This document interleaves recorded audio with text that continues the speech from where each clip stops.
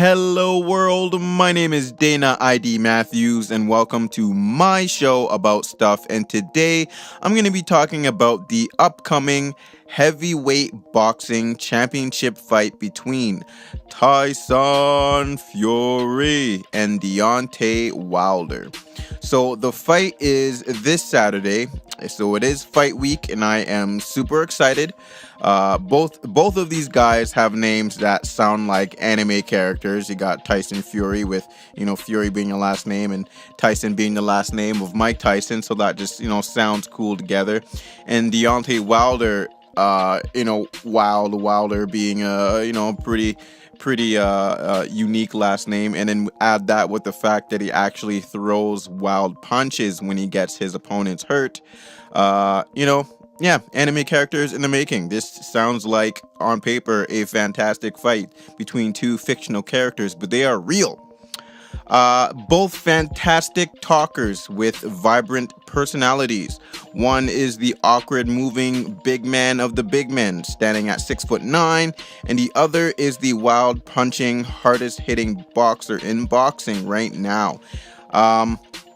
And still also tall as well. I think at 6'6" or 7. And like I said, with that on paper, it looks like a great fight. It looks like the classic, technique boxer type versus an awkward, pure power matchup. But in my eyes, this fight is much more than that. Now, before I make any sort of prediction, I just want to say how much I enjoy both of their personalities. The build-up for the fight has been fantastic. The trash talk has been exquisite. They're dissing each other, but you can tell that they're respectful of each other as well. But they both believe, deep in their cores that they will win and they are the best fighter in the world. Since Anthony Joshua wasn't really, willing to step up to fight Deontay Wilder, Tyson Fury did, and for that I respect him and Deontay Wilder for pursuing the other champions in the division. And so you have two guys who really want it, and it's clear that they do and they're confident, and so the fight's looking good. This is definitely not the kind of fight that's gonna end in a draw. Someone is going to lose, and personally, I think that person is Tyson Fury. I believe that somewhere between rounds 4 to 12, Deontay Wilder is going to knock out Tyson Fury, and here's why, in my opinion. Reason number one, underestimation. For the people who are picking Fury to win, I believe they are completely underestimating Wilder's ring IQ and misreading his fighting style. And only thinking that he has one tool. Fury also thinks this. I heard him on a Joe Rogan podcast saying that he's just a power puncher, and I think that this is going to be his downfall. They think that Wilder's just a wild throwing power puncher, and all he has is the right hand. But one thing they don't notice is that Wilder only throws those flailing punches after he's already got his opponent hurt and disoriented. Now, could you imagine getting hit flush by the hardest puncher in the world, and that's a crisp punch, and then after that, you go to defend and you're assuming positions, you're assuming defensive positions for boxing punches, typical boxing punches, right hook, left hand, or uppercut, you know what I mean? And then you have these punches from Wilder that are coming from places that are not technically correct. And so I think that when you're hurt and disoriented, I think that's even worse. I think that's why the flailing punches even work at times, is because of that reason. But I don't think he's just, a power puncher or a flailing, wild throwing guy. I think he's more of a sharpshooter with insane power. Because he's not throwing lots of punches. There's been many fights that I've seen him fight where he's, losing the rounds, but then eventually catches you and gets you out of there. So with a guy like Wilder, where you have one punch knockout power, like actual one punch knockout power, you don't need to hit your opponent often to get him out of there. So by being a sharpshooter, he gets to conserve his energy because he doesn't have to throw a lot of punches. So he just kind of, waits and sees what you got, and he can retain his stamina and devastating power for 12 rounds. And I just don't think there's anyone out there skilled enough to avoid his power for 12 rounds. Reason number 2, Deontay Wilder has an underestimated jab, overlooked jab. It's very, very stiff. And unlike many, I believe he has power in both hands. Add that with his long reach, he probably has the deadliest 1-2 in boxing. Reason number 3, conditioning and athleticism. Whereas Tyson Fury throughout his career, keeps gaining weight, coming back down. Wilder has just been staying in shape. I think that helps in the long run with your stamina. Rather than having to get in shape, you're in shape, and your training camps are working on the things that you can actually work on, the things that you want to work on, instead of focusing on losing weight. So he's in great shape and put his natural athleticism into play. People keep saying he looks like a basketball player. Well, he might be able to move like one too. So even if he doesn't have the best footwork in the division, I believe that he has enough speed and explosiveness to get in and out on Fury before Fury has a chance to, counter.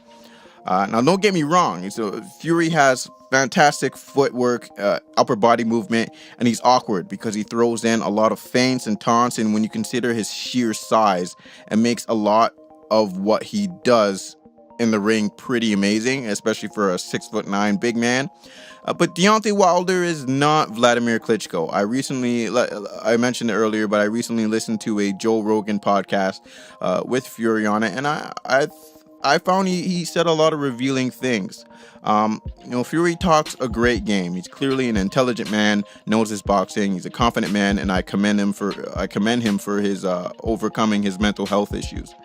But in this podcast, though, Fury, like I said, Fury flat out says that Wilder just has power, and I could see how people believe that. But after he fought the Luis Ortiz fight, I would think that people would have more insight on the other tools that Deontay Wilder has, because Ortiz is arguably the best boxer in the division in terms of pure boxing skill, and which is not surprising considering his Cuban background, with the Cuban boxing style receiving, high praise in the boxing world. And add the fact that Luis King Kong Ortiz actually has more power than Fury in my opinion. And the fact that he's a southpaw. We had a hell of a fight with Wilder momentarily out on his feet at one point against Ortiz, but he managed to still recoup and get the knockout. If he can do it against Ortiz, I believe he can do it against Fury. Wilder does think in there. Main proof is when I saw him break down the knockout he had versus Arthur Spilka. Knocked him out cold with a razor sharp right hand, like out cold. Might even died for half a second. You know what I mean? But what impressed me was hearing him break down how he landed the punch. He picked up on a leaning habit of his opponent and then timed the punch. He didn't bulldoze through with power. He used timing, and having a good sense of timing is huge in boxing. And if you got power like that, oh man, let alone him just throwing punches at you, but say he catches it with a clean counter, good night. Good night. But after all that, I have to say my this is right here. I'm going to say this is my main reason for picking Wilder. It's this here.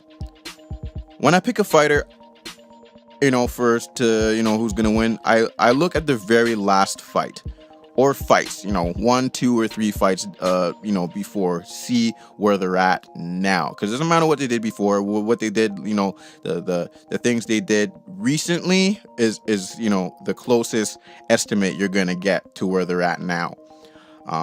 In my mind, Fury, he's clearly in much better shape than he was in his, last two previous fights. But is in his last one still, he looks sluggish. He looks slow. I see pictures. He's looking better now, but he had a 3-year layoff and 2 tune-ups against guys that are definitely not going to get you, ready for Wilder. And for me, I think that was the nail in the coffin for him. Wilder has been steadily going up in level, staying busy, staying in shape, and with his very last fight against one of the best fighters in the division and arguably the most skilled.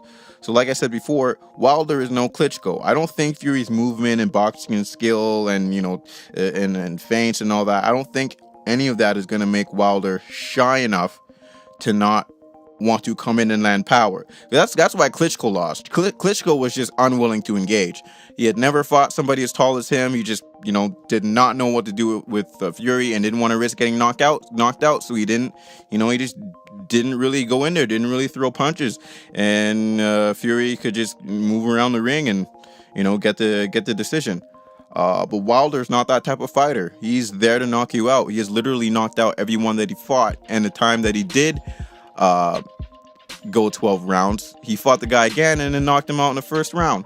So, to me, I think Wilder's going to win. I see a mid to late round knockout with Wilder using, the first 3 rounds to pick up on Fury's habits. But yeah, I see a TKO or KO. I do see a good fight, because I do think Fury will give Wilder some problems.